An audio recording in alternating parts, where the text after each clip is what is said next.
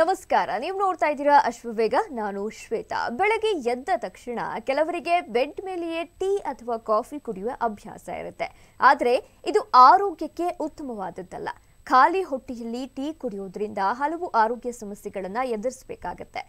ಆಯುರ್ವೇದದ ಪ್ರಕಾರ ಬೆಳಗ್ಗೆ ಖಾಲಿ ಹೊಟ್ಟೆಯಲ್ಲಿ ಟೀ ಕುಡಿಯೋದ್ರಿಂದ ಪಿತ್ತರಸದ ಚಲನೆಯ ಪ್ರಕ್ರಿಯೆಯನ್ನ ತಡೆಯುತ್ತೆ.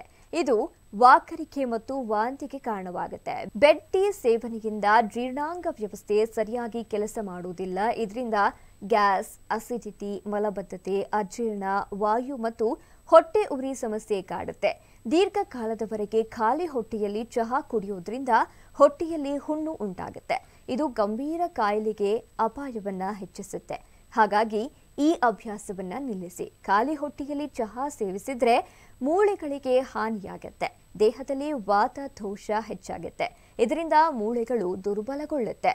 ಇದರಿಂದ ಕೀಲು ನೋವಿನ ಸಮಸ್ಯೆ ಕಾಡುತ್ತೆ.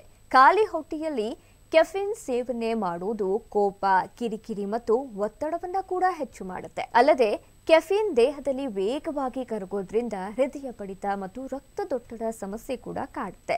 ಸೊ ಬೆಳಗ್ಗೆ ಎದ್ದ ಕೂಡಲೇ ನಿಮಗೆ ಟೀ ಅಥವಾ ಕಾಫಿ ಕುಡಿಯುವ ಅಭ್ಯಾಸ ಇದ್ರೆ ಮೊದಲು ನೀರನ್ನ ಸೇವಿಸಿ, ಆ ಬಳಿಕ ಟೀ ಕುಡಿಯೋದು ಉತ್ತಮ.